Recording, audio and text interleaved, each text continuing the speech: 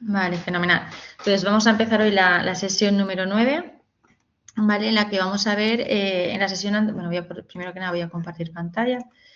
En la sesión anterior estuvimos viendo los modelos de, a ver, aquí pantalla, los modelos de aprendizaje automático no supervisado, ¿vale? O de Machine Learning con el aprendizaje, con la tipología del aprendizaje no supervisado.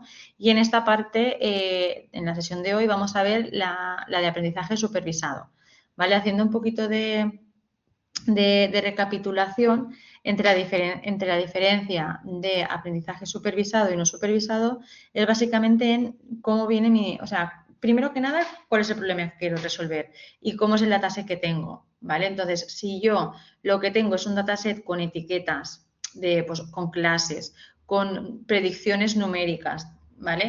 Entonces, va a ser un aprendizaje supervisado, que es el que veremos ahora. ¿Por qué? Porque yo conozco cuál tiene que ser la salida de mi modelo, conozco cuál tiene que ser la salida del modelo o del algoritmo que yo vaya a utilizar. Y de esta forma yo lo podré comparar y basándome en métricas de error, pues podré ir ajustando mi modelo o mi algoritmo, ¿vale? Entonces eso sería aprendizaje supervisado.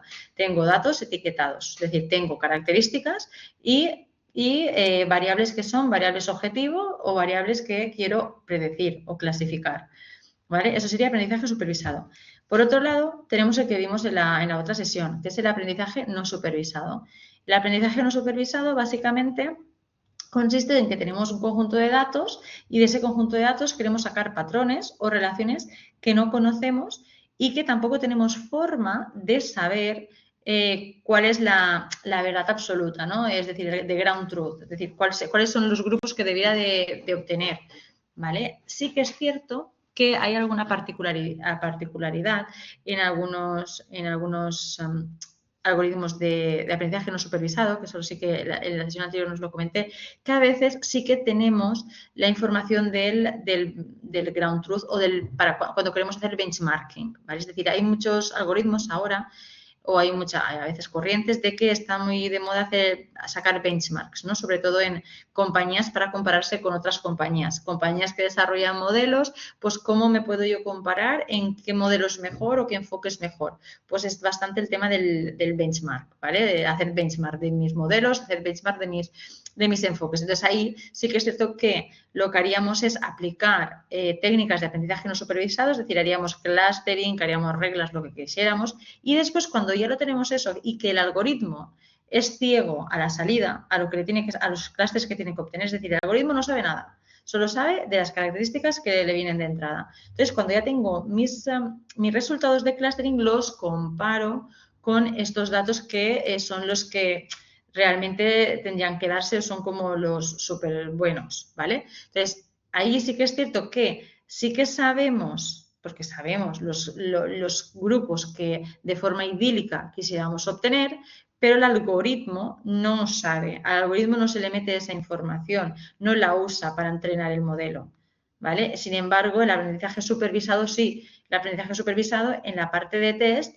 en la parte de training le metemos el dataset de mis variables de entrada o características y los valores de mis variables de salida, porque el modelo va a ir iterando, va a ir optimizando sus parámetros para ajustarse lo mejor a los valores que le estamos dando como verdaderos, ¿vale? Entonces, ahí estamos optimizando el error, mientras que en el aprendizaje no supervisado estamos optimizando la separación de grupos y la definición de patrones, ¿vale? Queda claro y continuamos teniendo claro qué es esta diferenciación entre aprendizaje supervisado y no supervisado.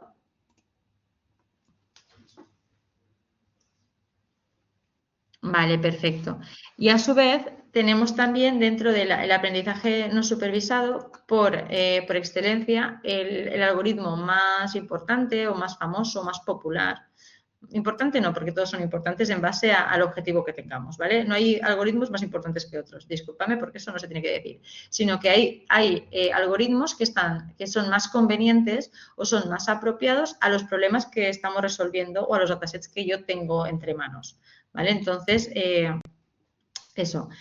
el clustering sería el más popular, ¿vale? No el más importante, sino el más popular. Sí que es cierto que, pues bueno, que se utiliza un montón, ¿vale? Entonces, pues bueno, y dentro del clustering, pues también hay distintos subtipos, como ya en futuras asignaturas iréis viendo, iréis aprendiendo, ¿vale? Entonces, pues nada. Pasándonos ya a entrar en detalle en la parte del aprendizaje supervisado, ¿vale? En el que sí que tenemos datos de entrenamiento del modelo, ¿vale? Vamos a entrenar un modelo que tendrá pues, las características. Puede tener características que sean numéricas, que sean categóricas, da igual. Si son categóricas, como ya hemos visto en este proceso, ya llegaremos a la parte de minería de datos ya codificadas, ¿vale? Ya las categóricas se habrán convertido en numéricas mediante técnicas o one-hot encoding o codificación ordinal, la que sea, ¿vale? Pero ya tendremos nuestras variables de entrada en valores numéricos, ¿vale? Porque sí que es necesario que a nuestros modelos les aparezcan o les lleguen valores numéricos.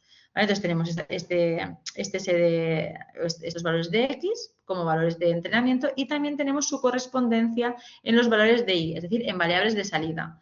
Habitualmente, en los ejemplos que ponemos, de forma aquí en academia y tal, la I solamente tiene, pues es una variable, pero no tiene por qué ser una única variable, ¿vale? Podemos predecir muchas cosas, o sea, puede tener o podemos llegar a predecir pues dos variables, por ejemplo, ¿vale? Es decir, imaginaos con las características de una casa y tal, podemos predecir el precio que tenga y, por ejemplo, no sé, me lo voy a inventar, los años que le faltan para, no sé, para pasar a la siguiente revisión energética. Me lo invento totalmente, ¿vale? Pero entonces sería una I que estaría compuesta por dos componentes, que la primera serían los años y la siguiente serían, la primera serían los precios y la segunda serían los años que le faltan para pasar a la siguiente revisión energética, ¿vale? Entonces, habitualmente usamos una I única, pero puede ser multiple output, que se llama, ¿vale? Entonces, a ver, ¿hay alguna duda? Porque me ha parecido escuchar. Sí, ¿no? ¿Veis mi...? No estoy pasando la disculpa, no. Estaba aquí a modo de introducción, estoy en la misma, estoy aún en la primera slide, Disculpad. Vale, esto es lo que ya vimos el otro día, vale, aquí. Vale, está. Vale. Bueno, estaba haciendo como una recapitulación de todo un poco y ahora lo veremos en más detalle, pero no estaba pasando la presentación. Que ahí me he emocionado hablando. Sí, esta clase la subiré. Ahí esta presentación la subiré, sí. Nada, igual que el notebook que usaremos, que practicaremos. Vale, entonces, nada, lo que estaba comentando. Nada, tenemos entradas y salidas, ¿vale? Y bueno, podemos tener múltiples entradas y múltiples salidas, pero sí que es cierto que tenemos que tener una salida, ¿vale? Para entrenar el modelo tenemos que tener ambos componentes, que es lo que vamos diciendo aquí. Después, bien, los algoritmos de aprendizaje supervisado, este es el ejemplo que os enseñé para diferenciar la semana pasada, pero también podemos dividirlos o dividirlos en dos tipos de algoritmos, de clasificación y de regresión. ¿Vale? Entonces, este ejemplo exactamente es un algoritmo o hace referencia o se quiere representar un algoritmo de clasificación. ¿Por qué? Porque aquí tenemos distintas variables que componen el historial médico, pues la tensión, no sé qué, los antecedentes, la altura, el peso, todas esas cositas que se registran en una historia médica. Después tenemos también información del tratamiento que tiene y después podemos saber si está enfermo o está sano, ¿vale? Entonces, si está enfermo o está sano es una variable que es categórica, ¿vale? Entonces, es una variable que estamos prediciendo una clase. Eso quiere decir que estamos clasificando, ¿vale? Por tanto, esto será un problema de clasificación. Sin embargo, si aquí la variable predictora es un número, es decir, pues que en vez de ver la clase estuviéramos prediciendo una probabilidad, por ejemplo, la probabilidad de que enferme en 10 años, ¿vale? Si calculo una probabilidad que tendrá valores de 0 a 1 o de 0 a 100, ahí sería un problema de regresión, porque lo que estaría prediciendo no es una clase, no una variable categórica, sino estoy prediciendo un valor numérico continuo, ¿vale? Entonces, eso es lo que vamos a ver aquí también, las diferencias. Bien, a ver, voy a compartir, hacerlo más grande. Vale, entonces aquí es lo que es la diferenciación que estamos haciendo.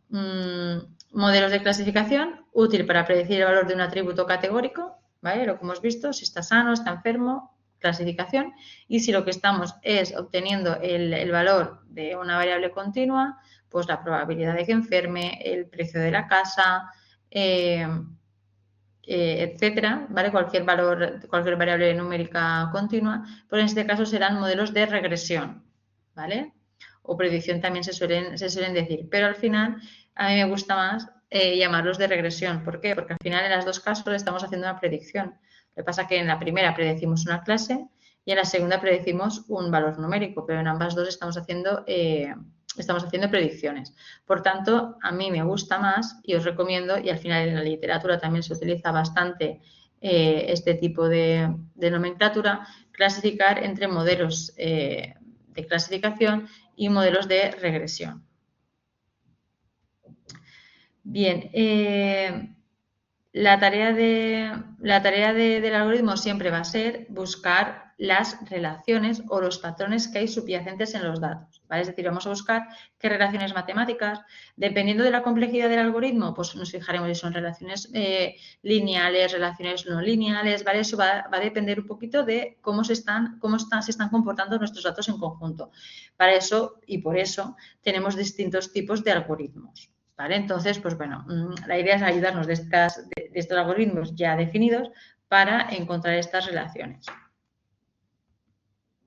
Bien, en este caso, por ejemplo, tenemos un caso, ¿vale? En el que, pues bueno, tenemos esta primera columna, que sería el identificador. Esta, en verdad, como ya os comenté un poquito ya en el tema de la actividad en algún momento, me acuerdo que hice mención a ello, esta, al final en un modelo, no nos va a dar información. ¿Por qué? Porque es que no se repite, es un identificador único propio de cada fila. Entonces, yo qué sé, si yo no tiene sentido porque yo un nuevo valor que yo quiera predecir le voy a pasar un identificador distinto.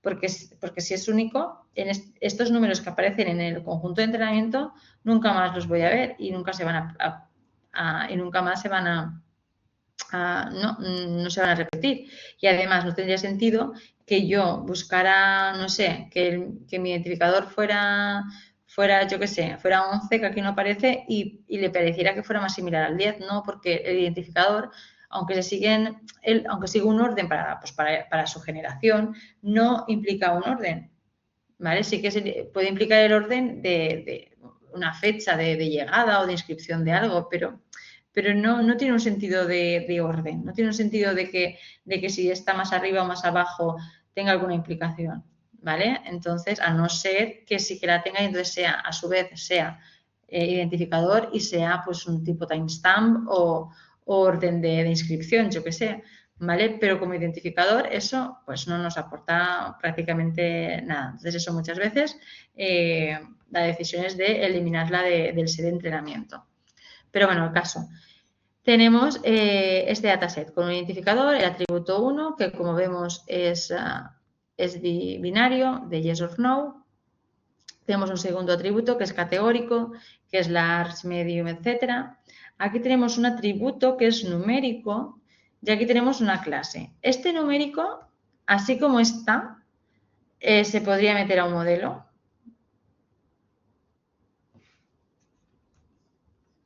Bueno, este numérico y los otros categóricos. No, exacto, Roger. ¿Qué es lo que deberíamos de hacer con el numérico? Claro, convertirlo a número. No hay que cuadrarlo a un formato legible. Muy bien, quitarle la K, exacto. Quitarle la K, muy bien. Le podríamos directamente quitarle la K y después convertirlo a numérico o quitarle la K, convertirlo a numérico y multiplicarlo por 1000.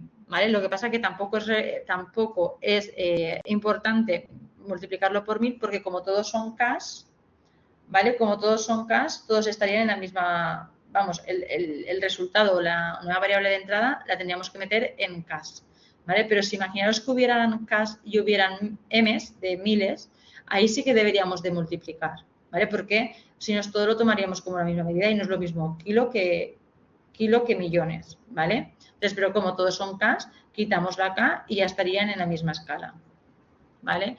Y en el resto de variables también deberíamos de hacer algo, ¿no? No podríamos, así se lo podríamos meter tal cual al modelo.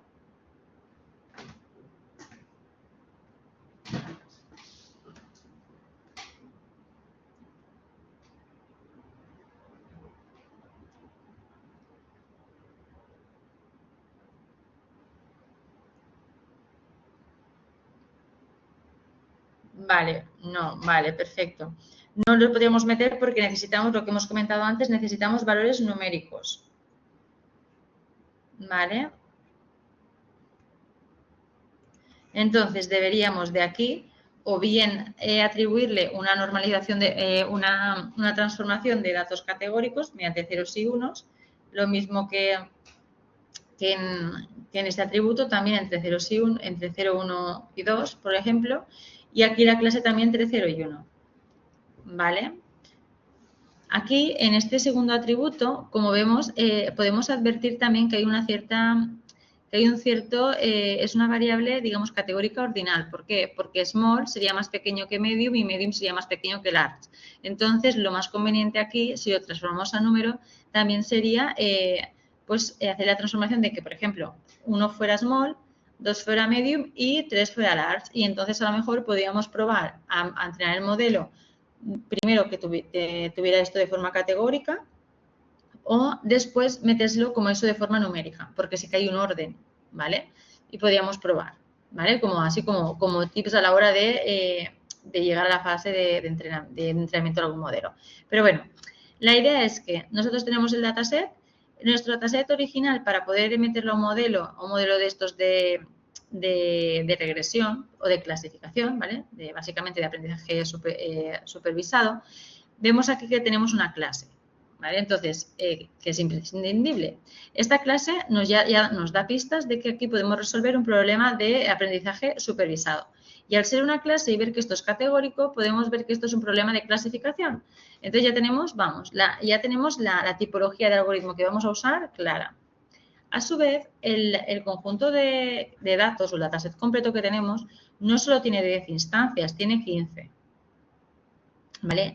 ¿Por qué sé que tiene 15? Porque tenemos todo el dataset y de ese dataset, para poder hacer el proceso que tenemos que hacer siempre cuando estemos trabajando con aprendizaje supervisado, es hacer una fase de train y de test. Es decir, entrenar mi modelo porque ese modelo va a intentar adivinar todas las relaciones que tenemos dentro de los datos, ¿vale? Y después tenemos que validarlo. Lo tenemos que validar y ver que realmente se está comportando como yo espero. Y estoy evitando que mi modelo, en lugar de aprender, haya memorizado. Porque imaginaros que mi modelo está memorizando esta fila. Después aquí, como esta fila no aparece, 11, mira, ya fallamos, 11 no aparece. El no, bueno, sí que hay un no. Small, a ver aquí, small, pero bueno, este ya no está. Este 3 no es el 11, no sé yo. 80K, 70K, bueno, se parece, yo qué sé. Aquí, pues igual me dice un no, ¿vale? Entonces, sí, con lo otro hace lo mismo, ¿vale? Igual está aprendiendo y no está jugando y no está, está seguramente no estimando, ¿vale? No calculando, sino diciendo, bueno, pues esto es más parecido a esto, patapam, patapam, patapam. Entonces ahí mi modelo no está bien entrenado, sino simplemente es un loro que repite lo que ve. Y si no hay nada igual a lo que ha visto, pues me devuelve cosas que no tienen sentido, ¿vale? Entonces, eso también es importante y eso se tiene que validar también en la parte de minería de datos, en la parte de que estamos ejecutando el modelo.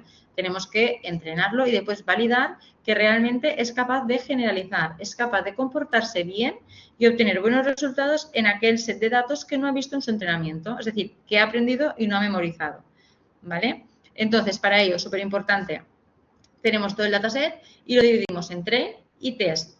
El conjunto de test, mi modelo no tiene nunca que ver, solo que para validarlo. Para entrenarlo, no. ¿Vale? Y nada, entonces le meto todo este conjunto procesado, es decir, el ID quitado porque no aporta nada, este atributo 1 codificado, el atributo 2 codificado, el atributo 3 limpiado, porque tenemos que quitar esa acá. Y la clase la tenemos que meter como salida y también codificada. ¿Vale? Entonces, pues nada, lo metemos a entrenar el modelo, ya sabemos que va a ser un modelo de clasificación, ¿vale? Podemos utilizar uno, distintos, ver qué nos da, pam, pam, pam, entrena, tenemos el modelo y entonces ahora tengo que validarlo. Entonces, al modelo que he obtenido le meteré estas entradas para que me adivine la clase. Y entonces, con este valor de clase, como yo en mi modelo sí que sé lo que me da, veo el error que he cometido. ¿Vale? En este caso vería la precisión, porque son modelos de clasificación, vería pues la accuracy, la precisión, etcétera. Y vería aquí que he sacado, ostras, un 70%. Y aquí en el entrenamiento que he sacado un 99%, mal, porque seguramente esa diferencia entre train y test se deba a que mi modelo ha aprendido, ha memorizado, perdón.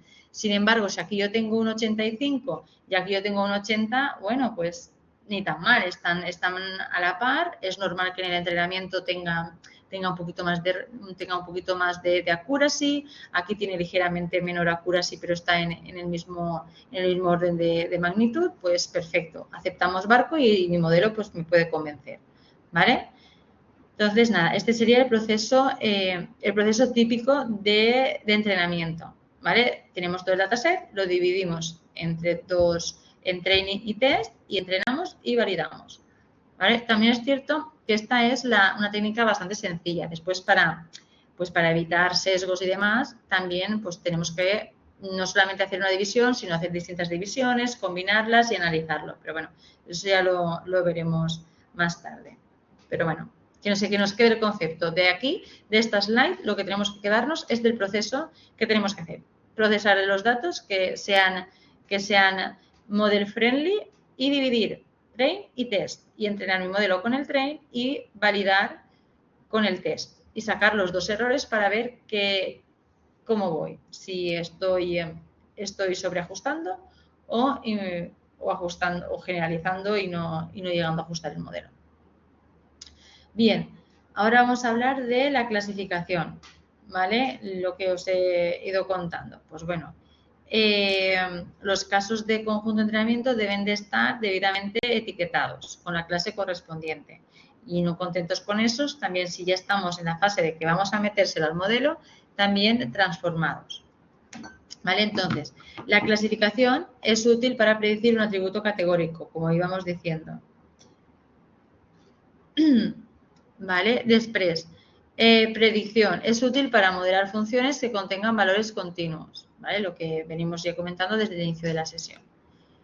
Bien, una vez construido el modelo, a partir del conjunto de entrenamiento, se usa dicho modelo para clasificar los datos del conjunto de prueba o de test, ¿vale? Comparar los casos etiquetados del conjunto de prueba con el resultado de aplicar el modelo, se obtiene un porcentaje de clasificación. Se obtienen las métricas de accuracy, de precisión, de sensibilidad, el F1 score, etc. Es decir, que también tenemos métricas distintas tanto para clasificación como para regresión, ¿vale? Porque mediremos cosas distintas. En una mediremos errores continuos, ¿vale? Porcentajes de error, y en lo otro veremos porcentajes de acierto, ¿vale? En la clase clasificada, valga la redundancia. Entonces, si la precisión del clasificador es aceptable, podremos utilizar el modelo para clasificar nuevos casos, de los que desconocemos realmente su clase. Bien, aquí, cuanto mayor sea su complejidad, ¿vale? Una cosa que también tenemos que tener en cuenta a la hora de enfrentarnos a hacer modelado, y eso lo iréis viendo, en verdad, es que, claro, podemos montar los modelos más complejos del mundo mundial. Podemos aplicar a un problema que se resuelve con una regresión simple, le podemos aplicar redes neuronales. Sí, por poderle, podemos. ¿Vale la pena? No, porque al final tenemos que ajustar y ser conscientes de qué tan complejo es mi problema. No vale matar moscas a cañonazos, no vale que usemos recursos infinitos en un problema que, que con una regresión lineal se puede resolver. Entonces, es muy importante siempre empezar por los planteamientos o por los algoritmos más simples para ir así evolucionando. Voy cambiando y voy viendo, pruebo distintas configuraciones y veo cuál me convence, veo cuál se ajusta más a mis datos, pero no tiene sentido empezar por el más complejo, ¿vale? ¿Por qué no? Porque al final eso a la práctica, o sea, de forma para aprender, sí, si es de forma en un entorno académico en el que queremos probar distintas configuraciones, claro, sí, eso sí.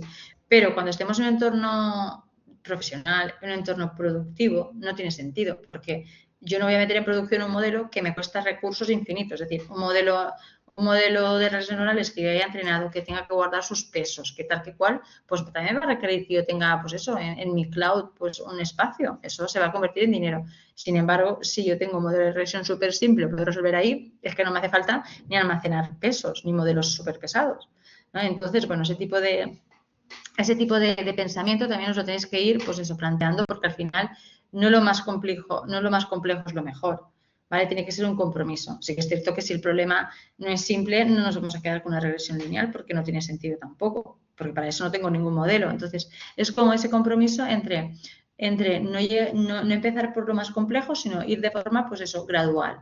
De la misma forma que también tener en cuenta que cuanto más complejo es el modelo, más peligro hay del sobreajuste, ¿vale? Es decir, de que, ¿qué entendemos por sobreajustar? Pues que estamos memorizando el problema, es decir, está memorizando infinitamente los datos y entonces, pues claro, como es tan complejo, es capaz de cada una de las relaciones, cada uno de los datos, hasta considerarlo de forma individual y entonces, pues nada, está aprendiendo, está como un lápiz uniendo todos los puntitos que tengo en mi dataset de entrenamiento y transformándolo en fórmulas matemáticas. Entonces, eso no tiene ninguna aplicación.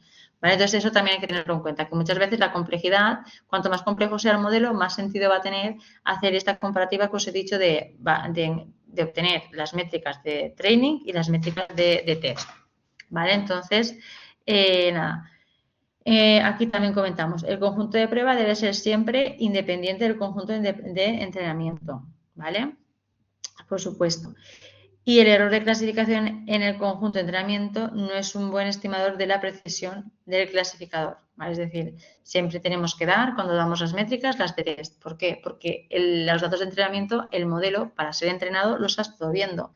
Lo justo es dar las métricas de test. ¿Vale? Las de entrenamiento nos sirven para evaluar esto, de si el sobreajuste el sobreajuste o el ajuste por debajo, ¿vale? El overfitting o el underfitting, ¿vale? Pero no nos sirve para caracterizar realmente cómo es un modelo. Para caracterizar cómo realmente es mi modelo, utilizaré las métricas de test. Bien, aquí, por ejemplo, se observa un sobreaprendizaje por la complejidad del clasificador utilizado, ¿vale? Aquí, pues, ¿qué es lo que estamos viendo? Este es el porcentaje de error, ¿vale? En el eje de las X, de las Y, perdona. Y entonces vemos que, y cada una de las rayitas representan, ¿vale? El training y el test, ¿vale? La de arriba sería el test y la de abajo el training. Lo que estamos viendo es que, vale, empezamos así un poco a la par, vale, un 35% de error, pero decimos, vale, con este error no me puedo quedar, voy a ir refinando, refino, voy refinando y, vale, ostras, qué guay. Aquí me quedo con un 10% de error, pero en training. Pero cuando hago el test me continúo estando en un 40% de error. Entonces, ¿qué está pasando aquí? Pues el efecto que os he dicho antes, que está memorizando. Memoriza y entonces en el training, que está siendo cada vez mejor, ¿vale? Porque está como uniendo todos los puntos del dataset y encontrando esa ecuación numérica que lo representa. Pero aquí no, o sea, estoy evaluando esto y los de test es que lo está generalizando, no tienen idea de lo que está pasando en el test. Entonces, esto es lo que tenemos que evitar. Vale, aquí también lo mismo. Vale, tenemos en esta parte lo que está haciendo es que, bueno, este punto es de ruido. Si nos fijamos en esta parte aquí, prácticamente podría venir aquí, en el rojito. Pero está siendo tan ajustadito, tan memorizador que está particularizando esto. Y si continuásemos entrenando ahí, seguro que crearía fronteras para cada uno de los puntos. ¿Vale? Entonces, eso es lo que también tenemos que evitar. Aquí lo mismo. Y bueno, tipos de modelos de clasificación que tenemos. Pues tenemos los árboles de decisión, los support vector machines, las redes bayesianas, las reglas, aunque las reglas también es cierto que estas son reglas de clasificación, las reglas de asociación son las que también comentamos en el aprendizaje no supervisado, porque las reglas de asociación no sabemos a priori cómo las cosas están asociadas. ¿Vale? Aquí si las reglas de clasificación pues entrarían en esta parte, los clasificadores basados en casos, clasificadores paramétricos y redes neuronales.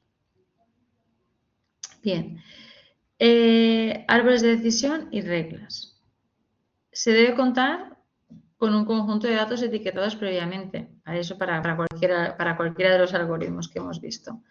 Es decir, que cada ejemplo debe conocerse ya la respuesta esperada. Bueno, lo que estamos ya diciendo desde que hemos entrado en el aprendizaje supervisado. Una vez entrenado, es capaz de predecir el valor del atributo indicado previamente como la respuesta esperada. Label también se llama, clase, etcétera. ¿Vale? Y un ejemplo. Modelo para predecir a qué clase de flor de iris corresponde una flor dada en base a la información suministrada, el ancho y largo del pétalo y el separo de la flor. Este ejemplo es muy habitual aquí en Machine Learning y en la literatura, la verdad, y es el típico problema de iris. Que, bueno, sobre todo para hacer clustering, para hacer clasificación, es bastante chulo este dataset porque se ve muy claro y está bastante bien.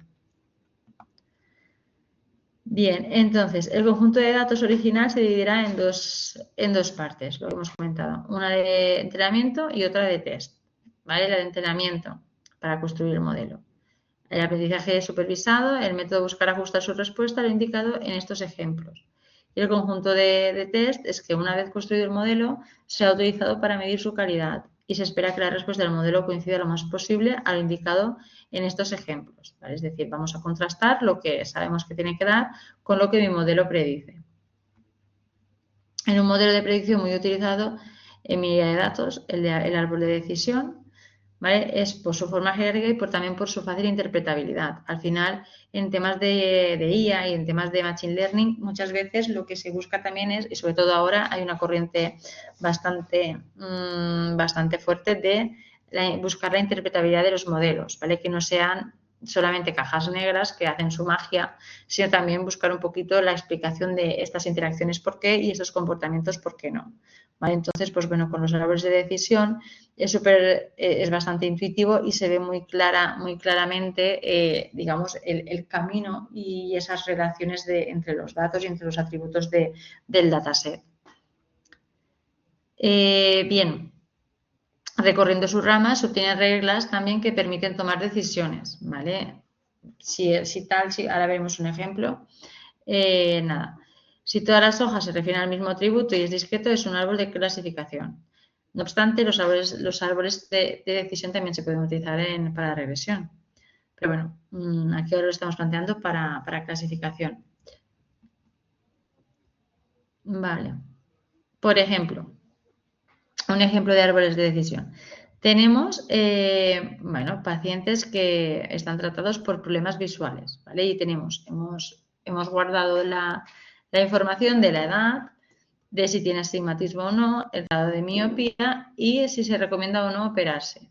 ¿Vale? Entonces, a partir de esta información, lo que queremos es obtener un modelo que de forma fiable y en forma de árbol resuma los criterios que se deben de tener en cuenta para operarse o no. ¿Vale? Entonces, aplicamos un árbol de decisión y lo que nos dará será lo siguiente, ¿vale? Con un dataset que tenga todas estas características, que tenga los suficientes atributos posibles, etcétera. Entonces, lo que vemos es que, si aquí tenemos, en esta parte tenemos todos los ejemplos, ¿vale? Vemos que si la miopía es menor o igual a 7, entonces paso a este nodo, ¿vale? Divido ya mi dataset aquí. Y entonces, si la miopía es mayor que 7, automáticamente la clasificación es que sí. ¿vale? O la recomendación es que sí que se opere.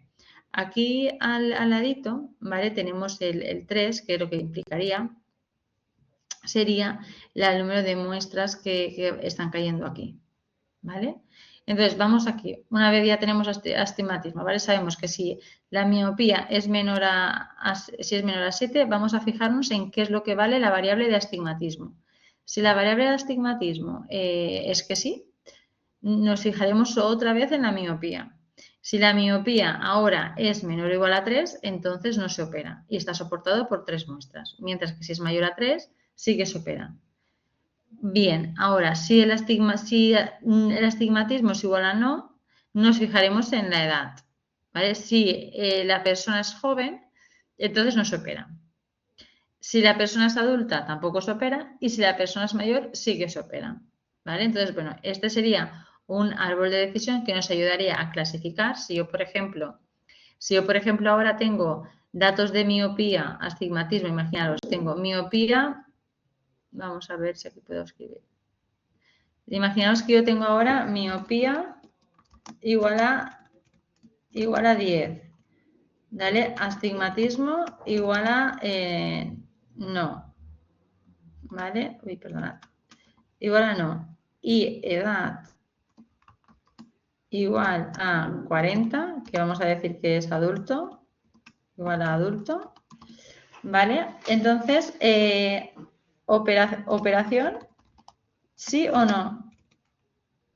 ¿Qué me diríais?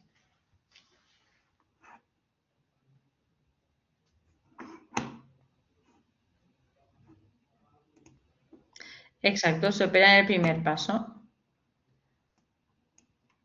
Sí, Diego, sí que se opera. Mira, así vemos aquí, realmente ya con la primera, con la de la miopía igual a 10, ¿es mayor que 7? Sí, pues entonces operamos.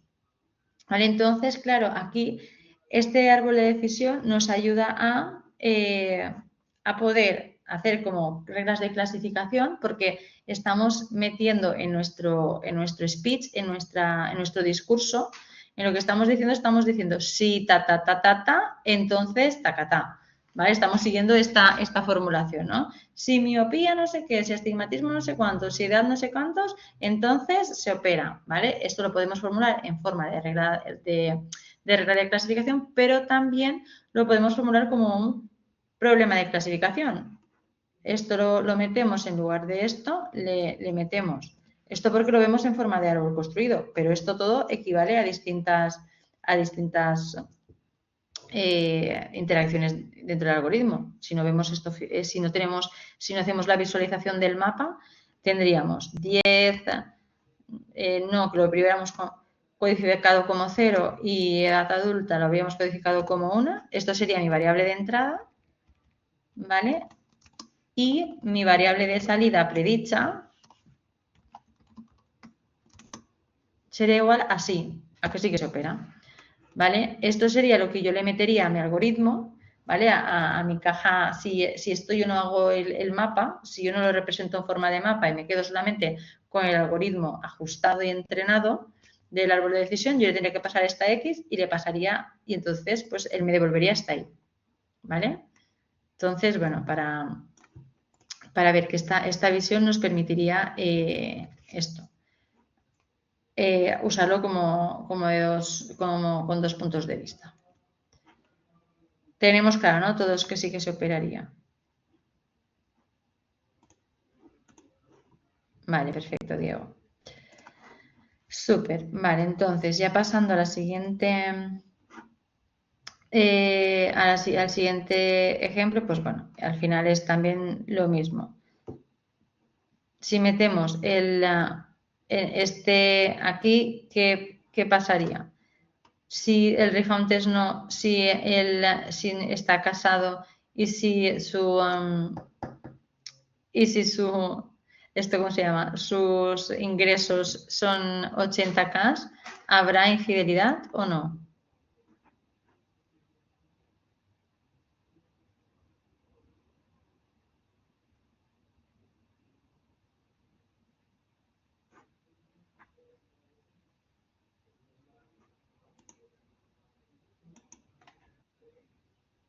Muy bien, no porque está casado. Perfecto.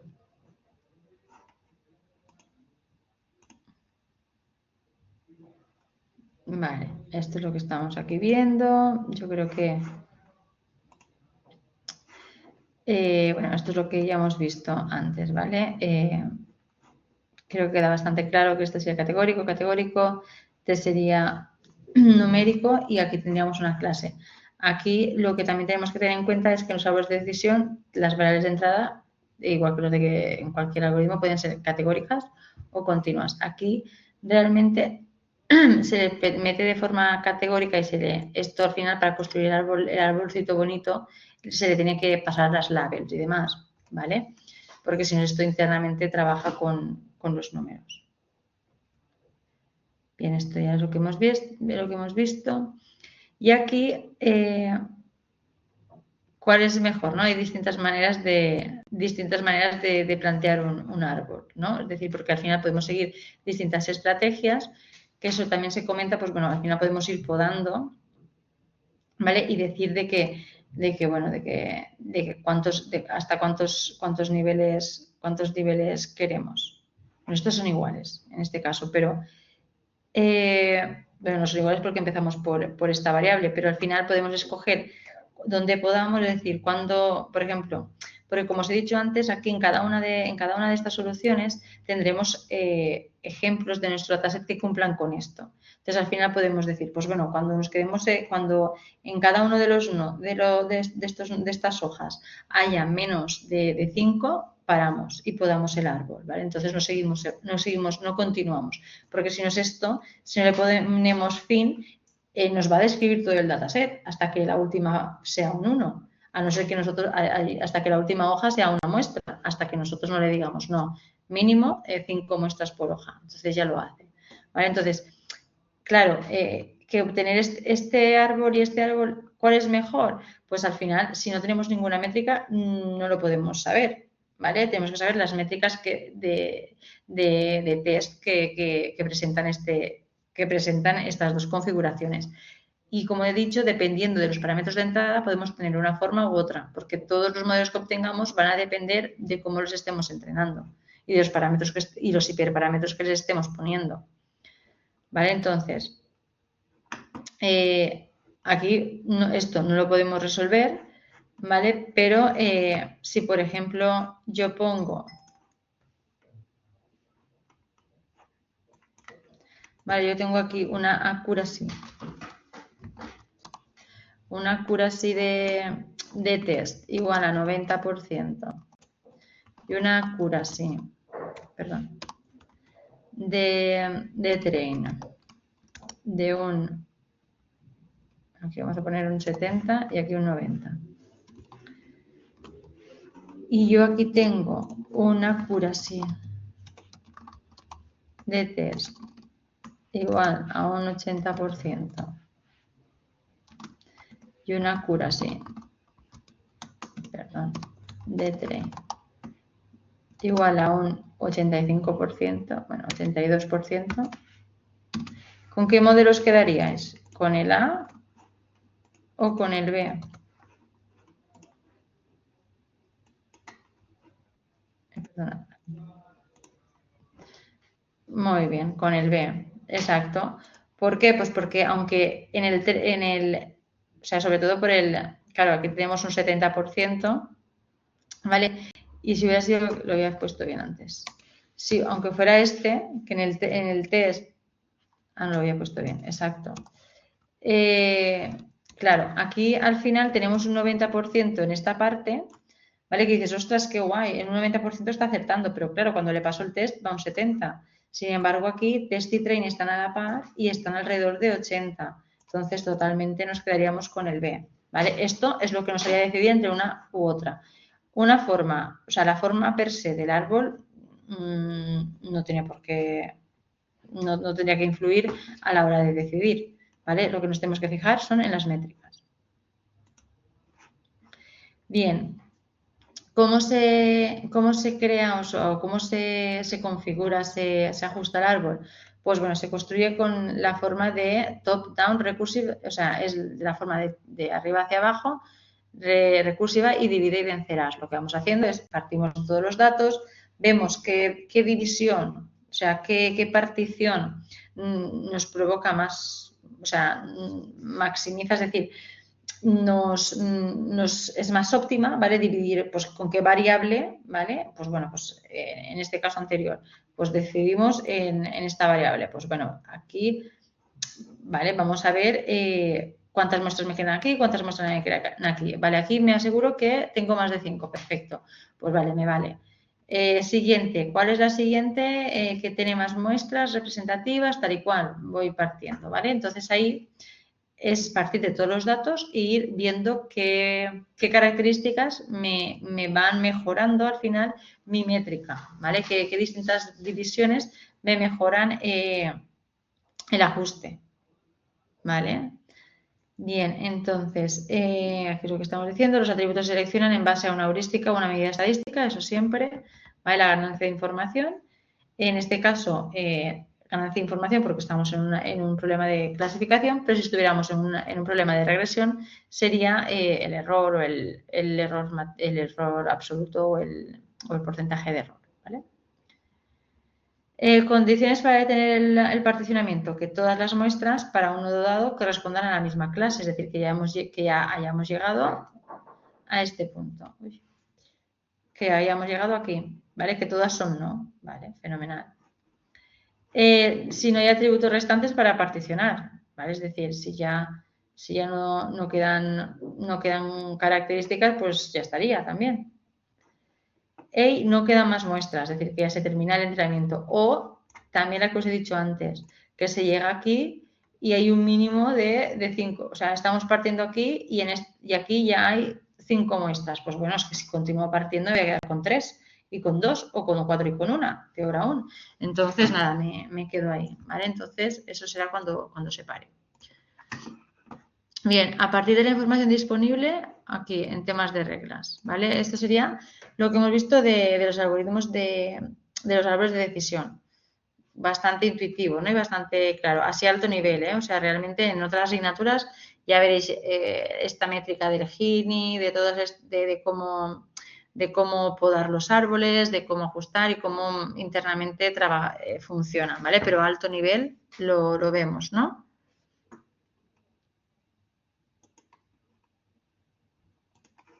Vale, fenomenal, entiendo que sí. Vale, ahora las reglas. Pues las reglas de clasificación es lo que ya os he introducido, de cierta forma. Vale, lo que vemos aquí es que a partir de la información disponible, pues se busca obtener reglas de la siguiente forma, ¿no? Como ir bajando del árbol. ¿Vale? Entonces, si hay cuentas morosas mayor a 0, entonces devuelve el crédito. Si cuentas morosas igual a 0 y salario mayor a 2.500 o crédito o devuelve crédito mayor de 10, entonces devuelve crédito sí. ¿Vale? Bueno, esto al final, esto sí que es bastante a alto nivel, bastante sencillito, ¿vale?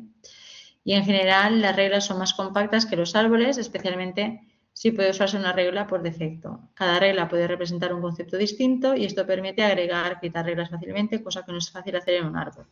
En un árbol es ir recorriendo todo más, aunque al final de los árboles lo que hemos visto, se pueden subtraer las reglas. Y un mismo ejemplo puede ser cubierto por más de una regla. En el árbol, un mismo ejemplo solo pertenece a una hoja del árbol. ¿Vale? Pues bueno, distintas las diferencias, pero bueno, al final son conceptos bastante similares. Bien, la estrategia utilizada para aprender reglas está basada en el covering. Esto es encontrar condiciones de reglas para atributo valor o antecedente. No sé, antecedente. Bueno, atributo valor que cubra la mayor cantidad de ejemplos de una clase y la menor del resto de clases. Se considera el cubrir una sola clase, ¿vale? Aquí al final lo que se saca para sacar estas reglas es tener como métricas también de cobertura y de soporte. Es decir, yo hago estas reglas y con qué soporte, con qué cobertura está soportada, valga la redundancia, esta regla en mi dataset, ¿no? Es decir, todo este tipo de métricas se van sacando para ver si una regla es representativa o no. ¿vale? ¿Ves? Y aquí la idea básica es añadir condiciones al antecedente de la regla que se está construyendo buscando maximizar la cobertura minimizando errores. Pues bueno, a alto nivel, ¿eh? Tipos de reglas de algoritmos de clasificación. La 0R, ¿vale? Es el más simple, clasifica todos los ejemplos como pertenecientes a la clase mayoritaria. 1R clasifica en base a un único atributo. Prism, que este es también bastante popular, que la construcción de las reglas busca caracterizar exactamente los datos. A medida que se cubren los ejemplos, se eliminan de la entidad de datos. Este mecanismo de construcción lleva a obtener una lista de decisión, pues el orden de ejecución de las reglas puede ser predeterminado.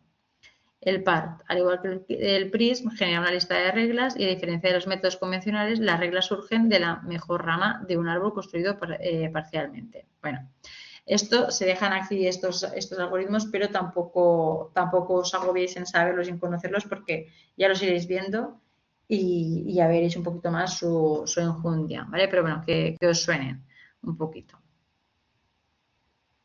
Bien, como hemos dicho, no solamente existen las reglas y los árboles de decisión, ¿vale? Estos de aquí también, aunque no entremos en detalle.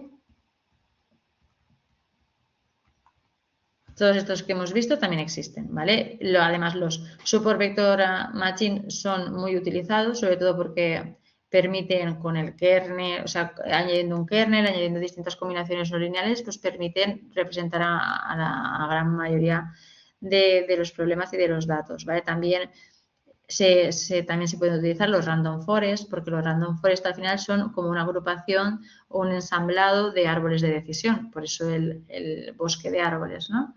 También es bastante común y algunos otros que también iréis viendo, pero bueno, ahora nos hemos quedado a nivel de por más simplicitud con estos, pero que sepáis que hay bastantes más algoritmos también. Bien, si os parece, ahora antes de pasar a la regresión, hacemos un pequeño descanso de 5 minutitos hasta las 8:05, ¿vale? Porque me sabe mal y está siendo bastante densa la clase. ¿Vale? Entonces hacemos 5 minutitos, terminamos de ver la parte de regresión y ya nos ponemos en la parte de práctica sin entrar más al detalle. Venga, pues nos vemos en 5 minutitos, a las 9:05.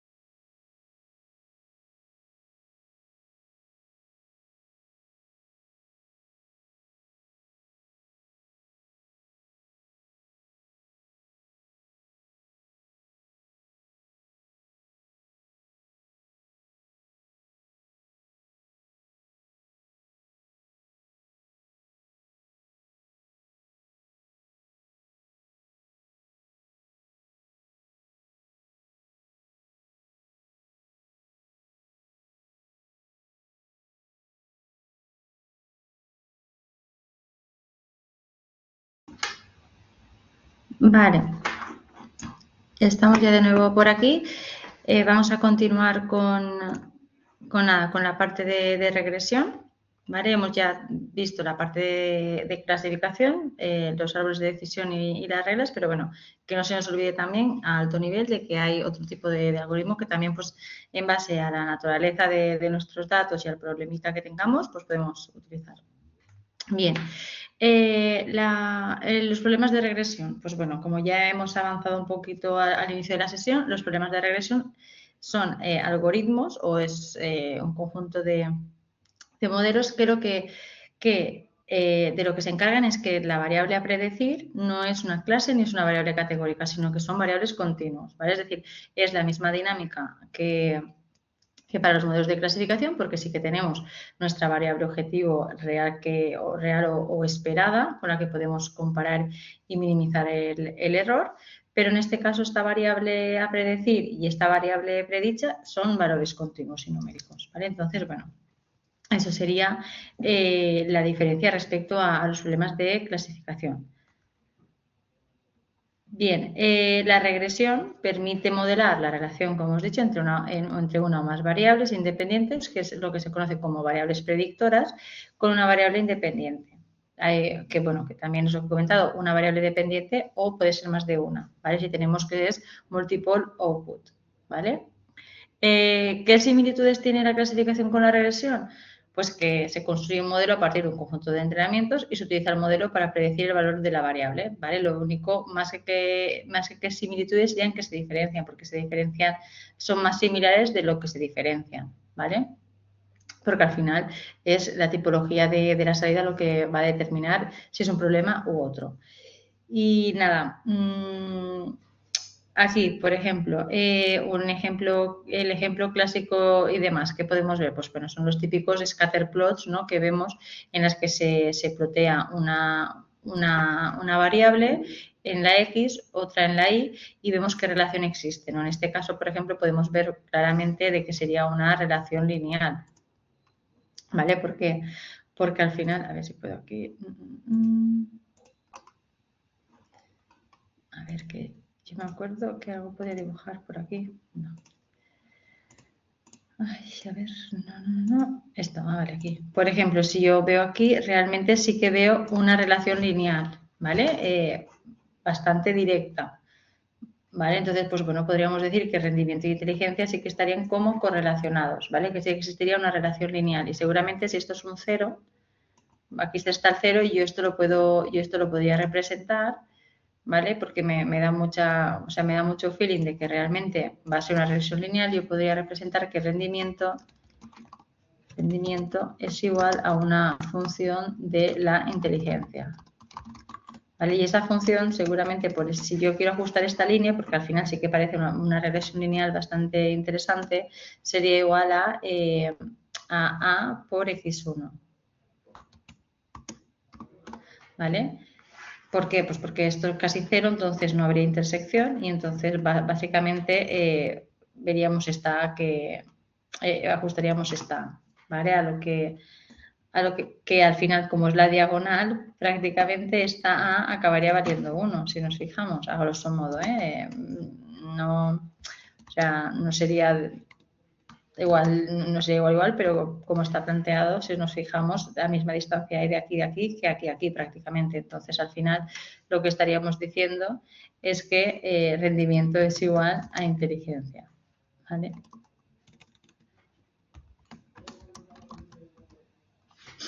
Vale, bueno, el caso. Entonces, ¿queda claro más o menos esto? Esto sería la parte de la regresión lineal en que, pues bueno, pues aquí se utilizan los scatter plots y tendríamos pues distintos valores que predecirían pues un valor numérico. ¿Vale?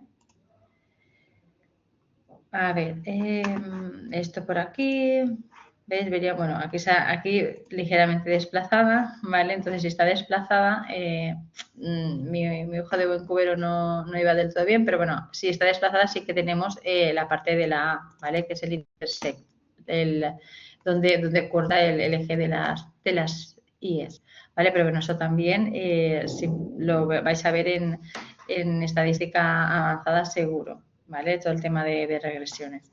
Pero bueno, esto también pues, nos va sonando, ¿no? Este tipo de ajuste de regresión lineal sí que estamos familiarizados con él. Pero bueno, entonces, ¿qué modelos de regresión además de los de regresión lineal tenemos? Pues bueno, tenemos regresión lineal, regresión no lineal. Esta regresión no lineal puede ser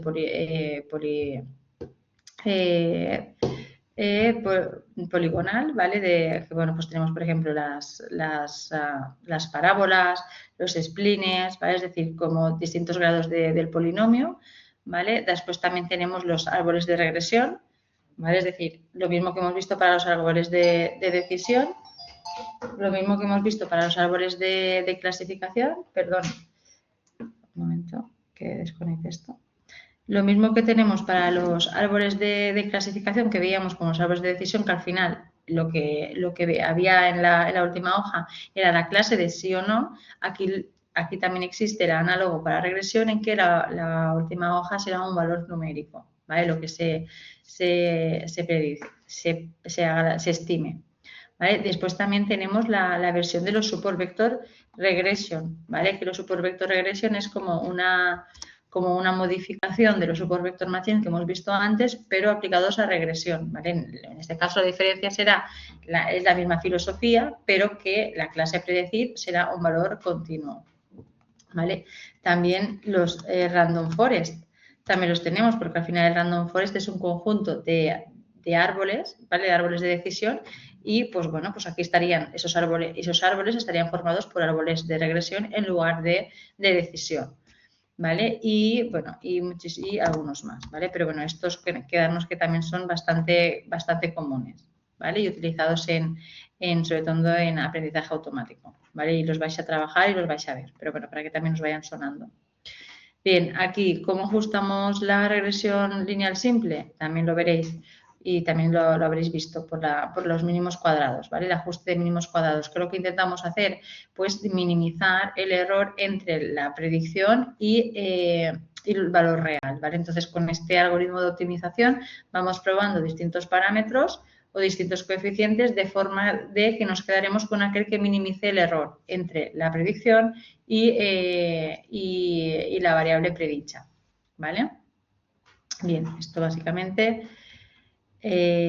vale, nada, esto es lo que íbamos a enseñar un poquito, pero ya con más detalle lo veréis en las siguientes asignaturas, ¿vale? Sobre todo el tema de las regresiones, el tema de aplicar valles y demás, en estadística avanzada lo vais a ver seguro, ¿vale? Así que, nada, pasamos ya a la parte práctica, ¿vale? A ver un poquito pues cómo se implementaría, pero ya os comento que sin agobios y esto tampoco lo tenéis que entregar en ninguna de las actividades. Si queréis jugar súper bien porque estáis súper motivados, si os gusta y demás, pues probad y cualquier duda me vais comentando, pero no se va a exigir más que a nivel... Me está miedo. No te dé miedo, Roger. No te dé miedo porque está muy chula esa asignatura también. O sea, realmente lo veréis con calma, ¿vale? Es decir, así como ahora es que hemos visto muchas cosas de las distintas fases y en estadística avanzada os vais a detener solamente en esta parte de minería de algoritmos de minería de datos, en regresiones logísticas, regresiones lineales, veréis también valles, ¿vale? Series temporales, pero todo muy, muy claro y a partir de, primero que nada tenéis que pensar que ya estáis metidos en el meollo, ¿vale? Ya estáis como aterrizados, ya os van a sonar conceptos, ya os van a sonar objetivos que tenéis que hacer con los datos, etcétera. Entonces ya os tiene que sonar y tenéis que conocer la tipología y la naturaleza de las variables. Entonces llegaréis y no sea tan complicado porque al final os focalizaréis en distintos algoritmos, los entenderéis bien y los aplicaréis. O sea que no hay que asustarse. Simplemente, más que asustaros, tener intriga, ¿no? Tener como ganas de aprender a ver cómo va. ¿Vale? Es decir, no os asustéis que os va a gustar mucho. A ver, esperad, a ver, ¿cuál era la que está abierta? Aquí. Vale, perfecto. Entonces, nada. Aquí hemos visto, vamos a ver, ¿vale? Para que también a alto nivel lo veáis, como os comentaba, sin agobios, porque esto no se va a exigir que ahora lo vayáis a hacer en ninguna de las actividades, no lo vais a tener que hacer en el examen, sino simplemente pues para que lo veáis, ¿vale? Alto nivel, por eso también el código os lo doy hecho, no vamos a tener que ir rellenándolo, sino simplemente pues vamos a seguirlo, vamos a verlo y vamos a ver cómo funcionaría, ¿vale?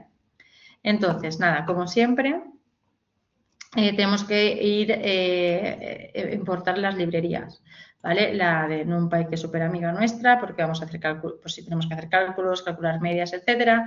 Pandas, porque vamos a trabajar con datasets y nos permiten, pues bueno, mucha versatilidad a la hora de trabajar. Matplotlib por el tema de las gráficas. Y después ya sklearn, ¿vale? Sklearn en aprendizaje automático, vamos, de la mano con él porque tiene muchos módulos implementados, muchas funciones, es magnífica, ¿vale? Hay algunos algoritmos que minoritarios y que no son tan populares que se le pueden escapar, pero la gran mayoría de ellos están y sobre todo también hay muchos datasets, con lo cual es una librería de ya no perderla de vista para cuando tengáis que entrenar modelos de aprendizaje automático. Vale, entonces nada, con esta librería pues bueno, vamos a sacar distintas, por ejemplo el train test, este train test lo que hace es dividirnos el dataset, es lo que hemos dicho de entrenamiento y test, pues bueno, para no hacerlo nosotros manualmente, esta librería tiene una función que se puede usar y se puede dividir. Después, bueno, exportamos el modelo de la regresión logística porque para el ejercicio 1 nos va a hacer falta. Para el ejercicio 2 vamos a ver el random forest, ¿vale? Es decir, el bosque de árboles de decisión. Y después también el random forest en su versión de clasificación, ¿vale? Una para regresión y otra para clasificación. Y después, nada, las métricas, porque al final tenemos que saber cómo funcionan nuestros modelos y para ello pues tenemos que cuantificar el error. Para los problemas de clasificación, como veréis, pues la matriz de confusión la vamos a necesitar, en la que vamos a sacar pues accuracies y demás. Y para los problemas de regresión, pues estas variables más que miden el error como tal, ¿vale? No el acierto, la probabilidad de acierto y demás, sino más que el error. Y vamos, como siempre, pues para escalar, ¿vale? Que esto sí que ya lo hemos usado. Entonces, bueno, en el primer ejercicio lo que se plantea es cargar este dataset, el de Iris, que es el que os he dicho que para la academia es bastante socorrido, y dividiríamos los datos en entrenamiento y test, entrenaremos un modelo de regresión logística y evaluaremos cómo funciona, ¿vale? Con la precisión, el record y la matriz de confusión. Estas son métricas típicas de clasificación, ¿vale? También las dejamos caer para que os vayan sonando a alto nivel. Y después pues lo visualizaremos, ¿vale? Entonces, bueno, primero que aquí, cargamos el dataset, ¿vale? Este dataset Iris está también en la librería, por tanto, importando esta función ya cargamos el dataset directamente. Aquí, ¿qué hacemos? Asignamos X y asignamos Yes. Y dividimos el set de entrenamiento, ¿vale? En Xtrain, Xtest, Iterrain y Test, ¿vale? Y aquí le decimos el porcentaje de test. ¿Qué hará con este 0,2? Pues que el 80% será de training y el 20% será de test. Este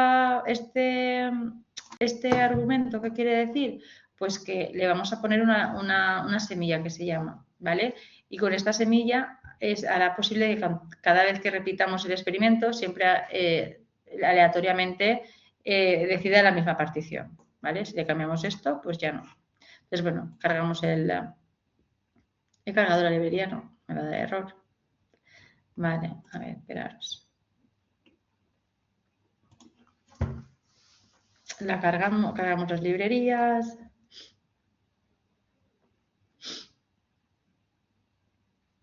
Dale, la tenemos. Esto también para que, por si acaso hay algún warning que no nos ensucie el notebook. Cargamos los datos. Escalamos los datos. Vale, esto sí que ya lo hemos visto.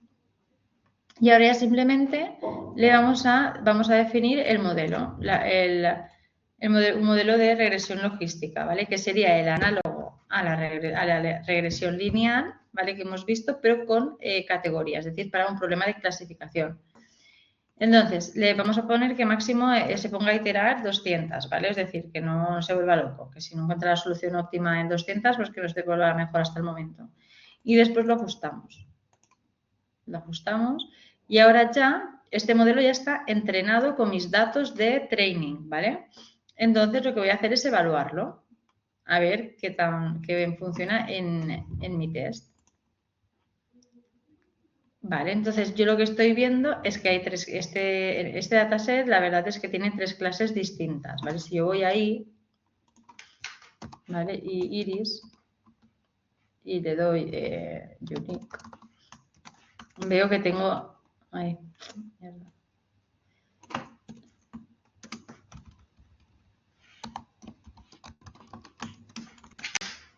Vale, tenemos 3 clases, 0, 1 y 2, ¿vale? Que esa es un tipo de flor, este es otro tipo y este es otro tipo, ¿vale?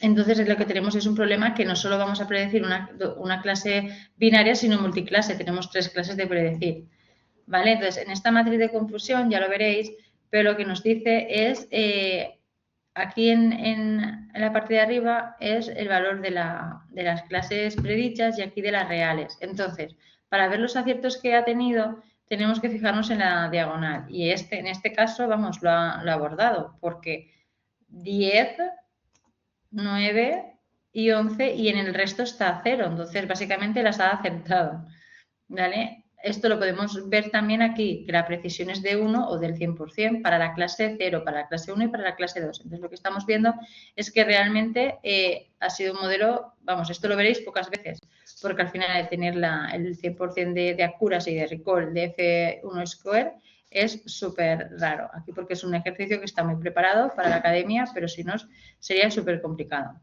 ¿Vale? Pero bueno, para que lo veáis, ¿vale? Primero dividimos entre train y test, entrenamos el modelo y medimos lo que nos ha dado, ¿vale? ¿Cuál sería el otro ejercicio que sería interesante hacer aquí? Pues también sacar la matriz de confusión, o sea, obtener las predicciones, como hemos comentado, obtener las predicciones de train y compararlas con las reales de train, ¿vale? Para tener estas métricas análogas también para el training, para ver si ha habido sobreajuste o no, ¿vale? Pero bueno, funcionando también con el del test, pues bueno, con el del train seguramente también vaya bien, ¿vale? Pero bueno, esto sería algo, ¿cómo lo haríamos? Si queréis lo podemos hacer, ¿vale? Sería lo mismo aquí, ¿vale? Pero en este caso, ponemos a poner train, ¿vale? Y lo que le vamos a hacer es que lo prediga en la X de train, ¿vale? Y entonces aquí lo que haremos, la matriz de confusión será la I de train y aquí le pondremos I pre-train. Y aquí el report que nos lo dé para I train y I pre-train. Entonces, vale, si nos fijamos, mira, pues ha salido peor en el train. Nada, pero bueno, muy poquito. Realmente aquí tenemos un 90, vamos, en average está el 0,97 y aquí tenemos un 100% en average. Entonces, al final se da muy poquito y eso, pues bueno, es debido al azar y demás, pero bueno, podemos decir que este modelo no está sobreajustado y nos convencería, ¿no? ¿Qué os parece? ¿Lo veis?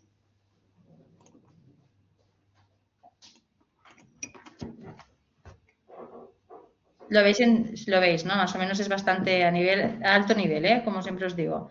Más o menos para que os suenen los conceptos. Ya después, ahora lo estamos sacando con Python y después, pues bueno, en las siguientes asignaturas, sin que os asusten, nada, ya entenderemos un poquito mejor cómo es la matriz de confusión y cómo...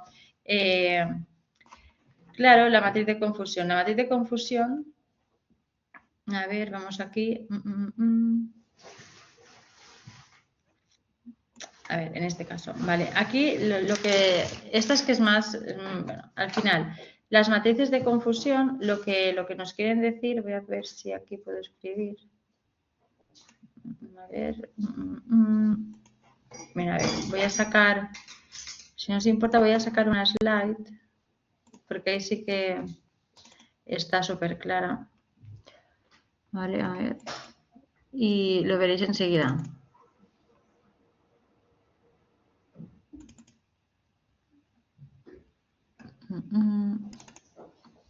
Lo veréis, yo creo que lo veréis súper, ¿vale? Aquí, ¿vale? En esta voy a hacer zoom, ¿vale? Porque nos aplica esto, Vale, aquí la matriz de confusión lo que tenemos es que en la parte de las filas vamos a ver las clases cuántas clases reales tenemos, ¿vale? Es decir, por ejemplo, de positiva y aquí de negativa. Y aquí ponemos el modelo como lo ha predicho, ¿vale? A ver, espera aquí, perdonad, que si un ejemplo numérico igual se ve mucho mejor. En este caso. Vale, entonces, nosotros tenemos que, en real, lo que tenemos reportado, lo que viene siendo el ground truth, tenemos estos valores, ¿no? 0, 1, 1, 0, 1, etc., ¿vale? Todos estos, ¿vale? Hasta 9 valores. De estos valores, voy a quitar un poco de zoom, ¿vale? El modelo ha predicho estos otros, 1, 1, 1, 0, 0, 0, 1, 0 y 0. Vale, entonces yo, para construir mi matriz de confusión, ¿vale? Tanto el modelo como en el dataset real, ¿vale? Tengo ceros y unos, ¿no? Mis dos clases. Entonces, aquí, ¿cómo lo completo yo? Aquí voy a ver cuántos ceros reales se han predicho como ceros. Entonces, iré a contar. Pues, ¿cuántos? Pues, a ver, aquí hay uno, perfecto, y no hay ninguno más. Pues aquí le meto un 1, ahora un 1. Bien, ¿cuántos ceros reales se han predicho como unos? Pues vamos a ver, este 0 se ha predicho como 1, tenemos 1, este 0 se ha predicho como 1, tenemos 2, pues aquí pondremos un 2, ¿vale? Entonces, aquí volvemos y cogemos la clase con valor de 1. ¿Cuántos valores reales se han predicho como, o sea, cuántos valores a 1 reales se han predicho como ceros? Pues a ver, vamos a ver. 1 real, 1, esto no vale, 1 aquí, otro aquí 2, otro aquí 3 y otro aquí 4. Por eso tenemos este 4 de aquí. Bien, ¿cuántos valores reales a 1 se han predicho como 1? Pues estos dos, ¿vale? Entonces, esto sería la matriz de confusión. ¿En qué nos fijamos en la primera instancia? ¿Vale? En la diagonal, porque la diagonal nos va a decir los aciertos que ha tenido. Fatal, este modelo, porque tiene 1 más 2 son 3. ¿Y cuántas 3 de 9? Pues bueno, menos de un 33% de accuracy, ¿vale? Eso es lo que nos fijaríamos. Y después de ahí, pues eso ya lo veréis más adelante, se pueden sacar todas estas métricas, pues la exactitud, la precisión, la sensibilidad, y todo esto son métricas que nos van a caracterizar el modelo y van a ver y nos van a ayudar a decidirnos si el modelo es bueno o no es bueno. O no es bueno para la finalidad que yo tengo, porque a lo mejor, yo que sé, estoy entrenando un modelo de clasificación de enfermedades y pues a lo mejor me vale la pena pues que vaya más falsos positivos que falsos negativos y toda esa historia. Entonces, todo eso se mira con este tipo de métricas. Pero ya os digo que eso no vamos a entrar en detalle en esta asignatura introductoria porque lo veréis un poquito más adelante. Pero bueno, en cualquier caso, la matriz de confusión os ha quedado clara. Marlon. Perfecto. De la misma forma, si queréis que profundicemos por algún de estos temas, si os da intriga y os da o queréis, lo podemos hacer en las últimas sesiones, ¿vale? Si queréis algún tema que os dé más curiosidad o lo que sea, lo podemos abordar sin problema. ¿Qué es la M que aparece? La M que aparece en esa slide es el número de clases. Vemos que tenemos dos clases, 0 y 1. Por eso tenemos una matriz de confusión cuadrada en 2 por 2. Si tenemos, por ejemplo, 3 clases, tendremos que ver, aquí añadiríamos otra clase, por lo cual tendríamos 3 filas y tendríamos 3 columnas. Y entonces estaríamos hablando de una matriz 3 por 3. ¿Sí? Fenomenal. Vale. O sea que en el ejercicio, exacto, Marlon, en el ejercicio hay 3 clases. Una flor que se llama, no me acuerdo de los nombres de las flores, pero son 3 flores distintas. ¿Vale? Sí, no me acuerdo del nombre exactamente. Pero son 3 flores distintas. Y ya como ya las tenemos codificadas, es de 0, 1 y 2. De todas formas, a ver, vamos a salir de la duda. Venga. Calern, Iris. ¿Vale? Aquí tenéis más información. Vemos aquí. ¿Veis? Setosa, versicolor y virgínica. Bueno, estas son las 3 clases que ya las tenemos codificadas porque, claro, al final ya hemos leído la I directamente. Y ahí la teníamos ya codificada en la propia librería, ¿vale? Entonces, nada, Este modelo hemos dicho que funciona súper bien, está en train un 97% y en test un 100%. Ya os digo que es muy raro que en test haya un 100% nunca, ¿vale? Sobre todo en escenarios reales. Pero bueno, nos tenemos que fijar en las métricas, son métricas buenas, test y train están similares, por lo tanto no hay ni un overfitting ni un underfitting, con lo cual pues nos podríamos quedar con él. Además, para Machinery es el más sencillito del que estamos probando, lo que os he dicho antes, no hay que matar moscas a cañonazos. Si yo con un problema de regresión logística puedo resolver este problema, no me voy a ir a redes neuronales, no me voy a ir a cosas más complicadas, porque eso me va a ocupar muchos más recursos y mucho más esfuerzo que no es necesario. ¿Vale? Entonces, fenomenal, este primer caso de éxito. Después, en el siguiente ejercicio os planteaba el Random Forest, ¿vale? También lo mismo, para que os suene, ¿vale? Sin entrar en mayor detalle, pero para que veáis también que no solamente pues, están los árboles de regresión o de decisión, ¿vale? Entonces, nada, en este caso lo mismo. Vamos a leer el dataset, ¿vale? Que, bueno, sobre el precio de las casas. En este caso, como tenemos el precio de las casas, ¿qué tipo de problema estaremos hablando? ¿De clasificación, de regresión, de clustering? Venga, ¿de qué?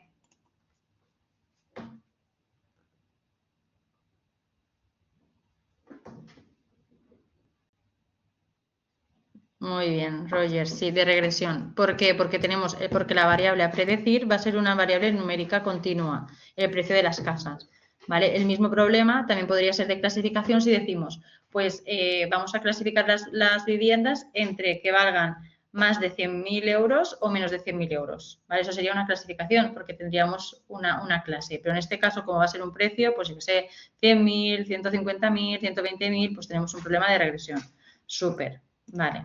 Entonces, nada, vamos allá, cargamos primero que nada, habrá que cargar el dataset. Aquí, si os fijáis, bueno, no he cargado la librería, otra vez me va a dar error aquí, igual.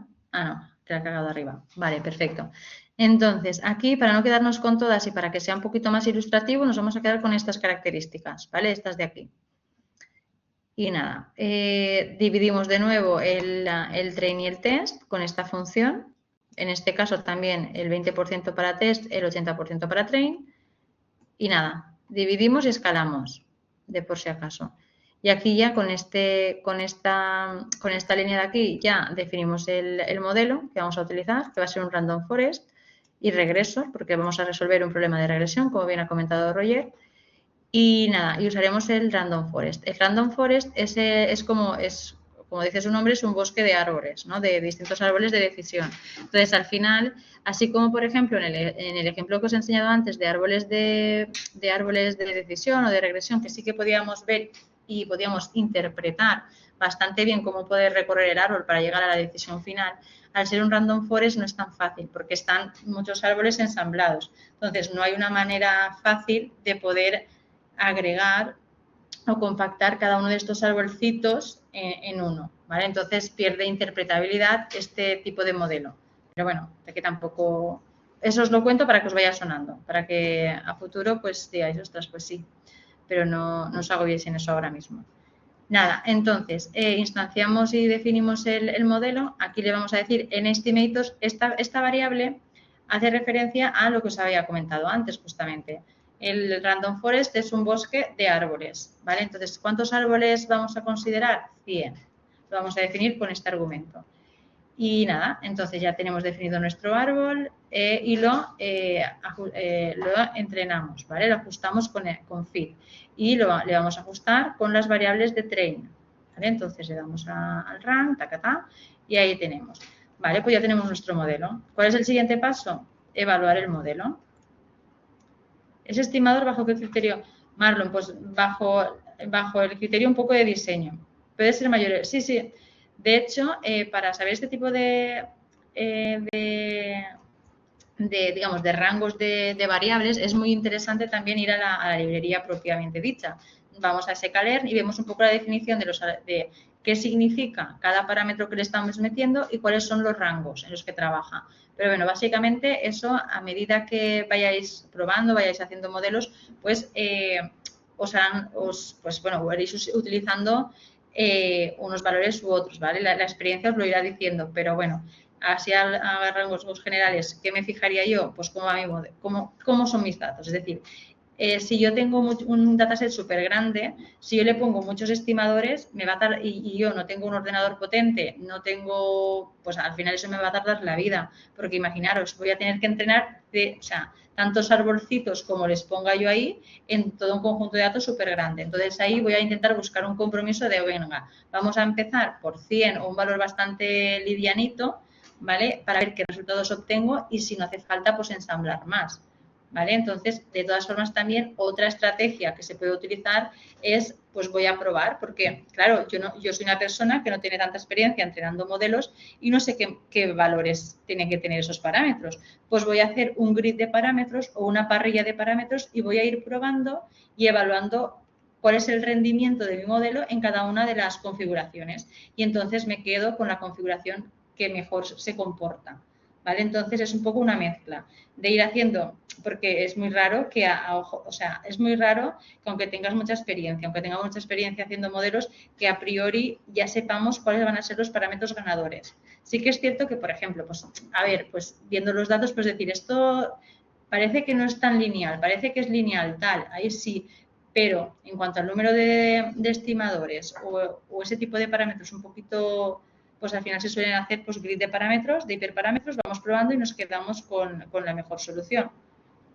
¿Vale? Eso sí, siempre también se tiene que tener en cuenta mucho el tema del rendimiento, es decir, claro, cuanto más estimadores mejor, pero tampoco nos pongamos arriba porque vamos a estar mucho rato entrenando el modelo y a lo mejor lo hemos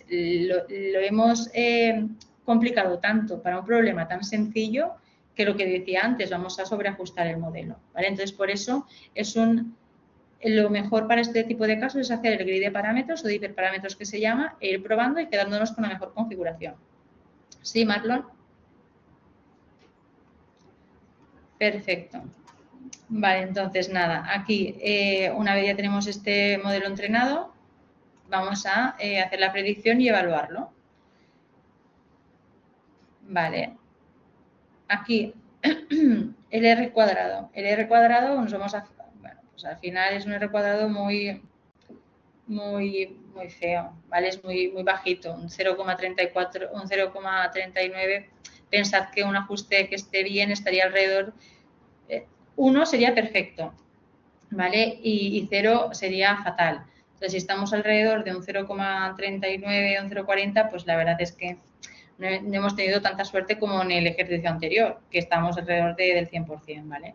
Pero bueno, cosas importantes que además también me gustan a mí del Random Forest es que podemos sacar la relevancia de las características. Es decir, no podemos interpretarlo, porque no tiene esa interpretación de como un árbol de decisión, que podemos recorrerlo y lo podemos pues más o menos interpretar más fácilmente, pero sí que podemos ver qué características son más importantes o tienen más relevancia en mi modelo, ¿vale? Entonces, pues bueno, sacar esa información puede ser pues también interesante, ¿no? Aquí vemos que, por ejemplo, esta pues no aporta mucho, la que más aporta es esta, entonces, pues a nivel descriptivo y a nivel de entendimiento, pues también puede ser interesante esta característica de este tipo de modelos, ¿vale? Pero bueno, en cualquier caso aquí, como no ajusta bien, pues tampoco nos fiaríamos más. Continuaríamos jugando, ¿vale? Es decir, cambiaríamos parámetros que habría disponibles en el modelo. Como por ejemplo también el kernel, bueno, hay muchísimos hiperparámetros. Para ello, lo que tenemos que hacer es ir a sklearn y random forest. Y aquí si os fijáis, pero ya os digo, y esto ya lo veréis, pero para que os vaya sonando. Todos estos parámetros los podemos ajustar, empezando por los estimadores, después continuando por el máximo de la profundidad. Claro, aquí le hemos dicho, vale, ve llegando hasta el mínimo. Entonces, claro, aquí también, por ejemplo, el mínimo de muestras por una hoja, ¿vale? Que por lo menos tenga una. Pero a lo mejor a mí me convence más que tenga 5, porque que tenga una es lo que os comentaba. Igual acaban memorizando mis datos hasta llegar a la más mínima particularización. Entonces, todo esto también son parámetros que vamos a ir jugando y jugando con ellos se puede mejorar esta métrica de ajuste que hemos obtenido. ¿Vale? Bien. ¿Alguna duda al respecto de este ejemplo?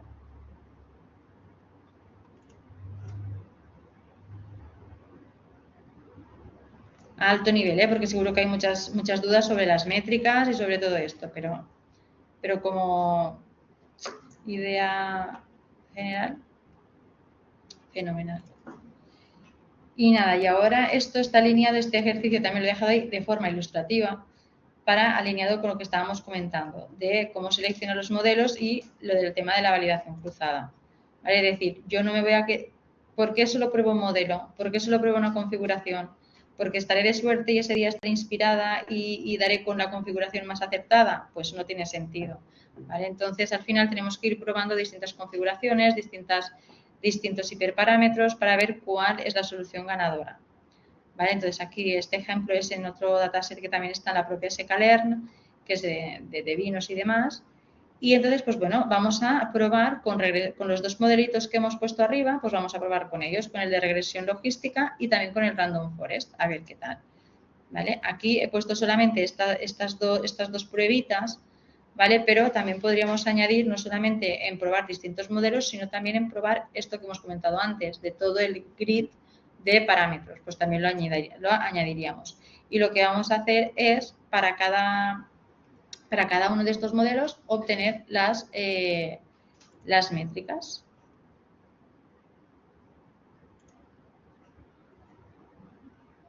A ver, una consulta acerca del entrenamiento del modelo. ¿Qué impacto tiene tener unos 500 datos versus unos 100 datos? Un ejemplo, con respecto a la cantidad de datos para entrenar. A ver, el número de la cantidad de datos que tengamos es importante, mira, primero porque al final también, dependiendo del número de datos que tenga, estas particiones que vamos a hacer del 20%, del 25%, pues van a ser bastante importantes.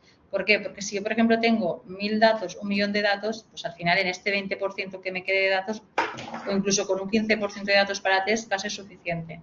Pero claro, si yo me quedo con 500, con 100 datos, pues a ver, pues voy a tener que tener más en cuenta, voy a tener que tener más cuidado con ese porcentaje de test. Es decir, no me voy más del 20%, no, porque si no me voy a quedar sin datos de entrenamiento. Además, también lo que también es importante tener en cuenta en este tipo de...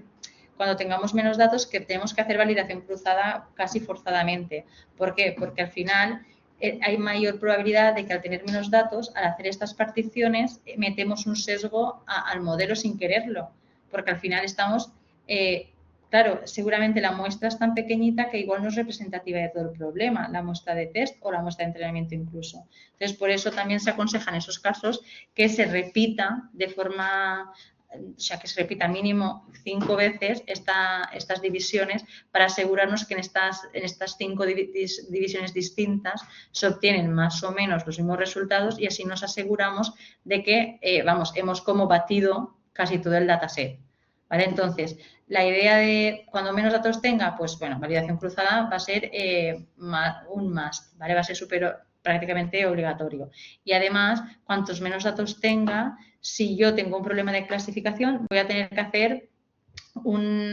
que hacer esta división teniendo en cuenta el porcentaje de clases que mantengo en el test y en el terrain. Porque imaginaros que yo que sé, tengo un dataset de 100 datos y solo tengo 20 muestras de datos que funcionan mal y 80 que funcionan bien. Y casualidades, yo parto ese dataset 80 por 20 y esos 20 al azar, qué mala pata tengo, pero pasa así, en esos 20 tengo todas las erróneas y en ese 80% tengo todas las que funcionan bien. Entonces, al final, mi modelo va a ser un desastre porque va a predecir que siempre funciona bien esta maquinita y cuando lo testee, como todos están que funcionan mal, las métricas de test van a ser pésimas. Entonces, ahí me tendré que asegurar que esa división del dataset tiene en cuenta la proporción de clases.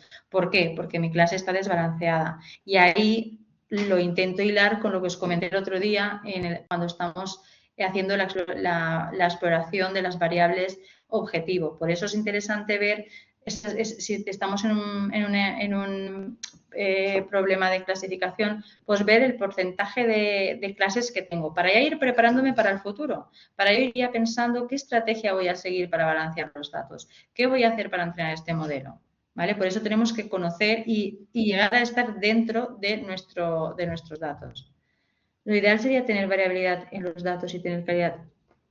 No, eso sería perfecto, Cristian. Tener variabilidad en los datos y tener calidad en las muestras es lo ideal, porque que tú tengas variabilidad implica que vas a poder explicar, vas a poder jugar con tus variables. Si no tienes variabilidad si no tienes variabilidad en tus datos y tienes variabilidad en tus salidas, mal, porque al final dices, ostras, ¿cómo explico? Estas variables no me van a servir para nada. Pero si tienes variabilidad y tienes calidad de las muestras, vamos, tienes los ingredientes ganadores para tener un buen modelo, eso seguro.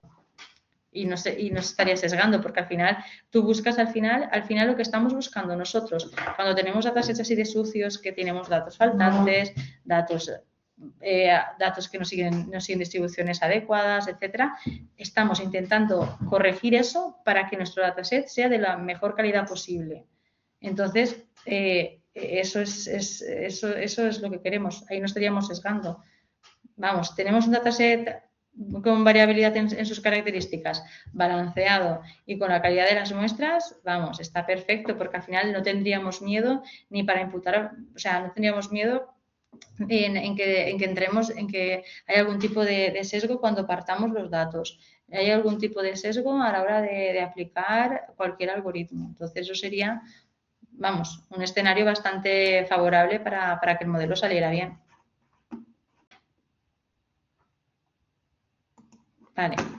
Y ya nada, para terminar con esto, es lo que os comento aquí, lo del cross-validation, ¿vale? Esta función es lo que os acabo de comentar, que es al hilo lo que comentaba el compañero de si tenemos pocos datos. Si tenemos pocos datos, al final tenemos que hacer una cross-validation y dividirnos y hacer distintas divisiones para testear que realmente la métrica y el valor de la métrica de ajuste se mantiene en un rango aceptable, es decir, que no varía. Si yo, por ejemplo, tengo en un bloque de validación tengo un 0,50% y en otro tengo un 0,90, en el otro un 0,90, en el otro un 0,80, ostras, bien, pero no tan bien, algo está pasando así, porque mi modelo no está capturando todas las relaciones y la naturaleza y la esencia de mi dataset, porque al final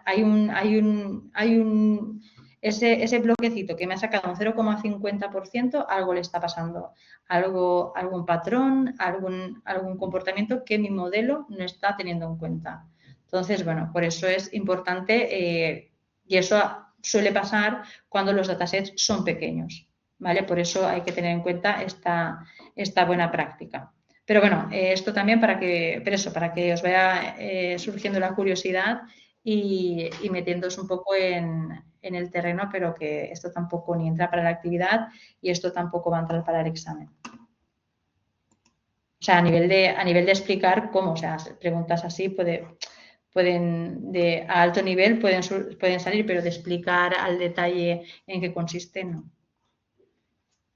Vale, y si tuviéramos una R2 de 1, ¿podría indicar que a nuestro dataset le falta... A ver, ¿podría indicar que a nuestro dataset le falta ruido o outliers? ¿Lo dices para la actividad o para la vida real? O sea, en la vida profesional y la vida en general. A ver, en general, si tienes un dataset, o sea, si tienes una R2 de 1, que eso es muy raro, en general nunca va a pasar, no sé que sea un caso muy académico, muy preparado, muy tal, una R2 de 1 va a ser, porque sería la relación lineal exacta, ¿vale?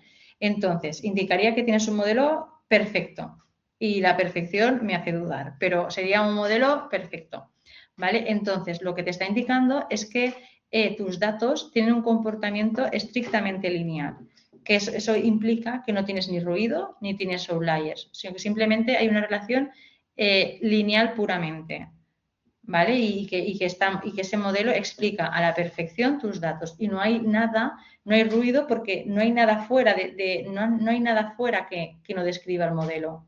Entonces, no le falta ruido ni outliers, porque al final lo que intentas evitar siempre es ruido y outliers, sino que estás teniendo un modelo muy bien ajustado. Solo que eso me haría, yo en ese caso, si obtengo una R2 igual a 1 en el training, no me fiaría y lo validaría eso en el test. Y entonces en el test seguro que ese 1 no me sale. Y entonces estaría diciendo, ostras, claro, está memorizando, está siguiendo punto a punto el modelo, todo lo que está, todos los puntos. ¿Vale? Pero en cualquier caso, en ningún momento le faltaría ruido o outliers porque tú evitas que tienes ruido y outliers. O sea, no quieres, eso te va a ensuciar el modelo. Por eso los tienes que tratar, el ruido y los outliers. Pero eso significaría que sigue una relación estrictamente lineal y que el modelo, vamos, define a la perfección los datos. Pero ya os digo que el 100% en temas es muy raro, es muy raro. ¿Vale? O sea, que ese no tiene que ser el objetivo. O sea, el objetivo es tender al 100%, tender al 1, pero buscar ese valor es muy raro. Vale, ¿alguna pregunta más?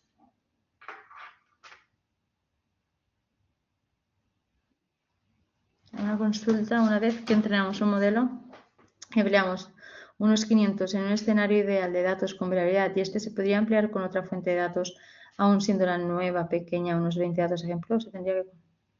No, claro. O sea, Cristian, tú creas un modelo no para estar entrenándolo siempre que tengas nuevos datos. Tú tienes un modelo que lo validas, que sacas tus métricas, ves que funciona bien, con tus datos de entrenamiento, fenomenal. Entonces tú ya lo metes en producción y ese modelo, los datos nuevos que te vengan, los predices con esos. ¿Vale? Entonces lo que sí que se suele hacer cuando tienes un modelo en producción o que se está utilizando es meter como, vale, yo también voy generando datos para ir asegurándome de que este modelo va continuando prediciendo lo que está pasando.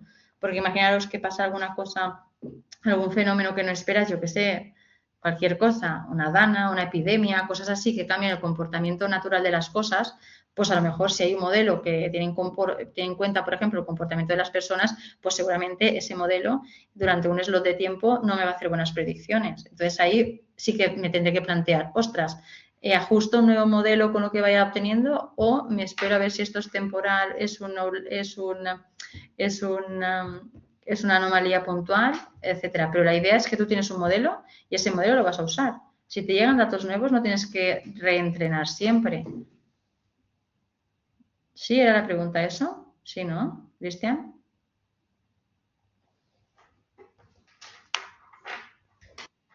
Vale, perfecto.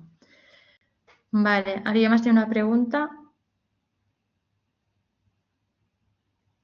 Vale, nada, pues si no hay ninguna pregunta, bueno, con esto ya terminamos la sesión de hoy, ¿vale? Con esto también terminamos ya la parte hemos ya visto la parte de aprendizaje no supervisado, muy a alto nivel, aprendizaje no supervisado y supervisado, y nada, y ya la sesión de mañana continuaremos con el tema de la evaluación, ¿vale? De los modelos y demás, y la visualización. Así que nada, lo dicho, si tenéis cualquier duda, me escribís al correo, mejor que por la plataforma, si nos importa. Y nada, nos vemos en la siguiente sesión que es mañana. Y bueno, la gente que no pueda venir mañana a la sesión, desearos ya felices fiestas porque hasta después de vacaciones ya no nos volveremos a ver. Así que nada, nos vemos mañana y quien no pueda asistir, nos vemos después de Navidades. Disfruta de las fiestas y también estudiad un poquito y aprovechad. Venga, felices fiestas. Hasta luego, buena nit.